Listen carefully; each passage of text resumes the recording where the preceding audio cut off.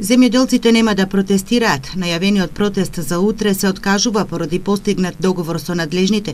Добиле ветување дека ќе им бидат исплатени субвенциите. Со назначувањето новиот директор на платежна агенција, мислам дека и исказот на самиот заменик министер, кој што ме информира дека на повидок е решавање на проблемот, со тоа што исказот нивни го прифатив како што е, мислам дека штрајкот моментално ќе го ставиме во умирување. Со исплата на субвенциите спрема земјоделците, барем сега за сега ќе бидат чисти работите. Сознанието е тоа, но за тоа потоа од кога ќе се решат сите проблеми. Сега за сега така стојат работите, мислам да нема потреба да се избрзува со штрајк.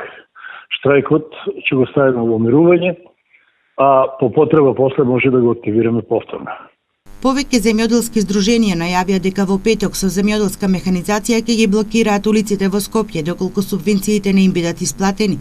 По неколку средби, а без конкретен договор по нивното барање да продолжи исплатата на субвенциите, со образложение на надлежните дека истата е стопирана поради тоа што се коси со законската регулатива, се до формирање на влада, земјоделците одлучија да излезат на протест.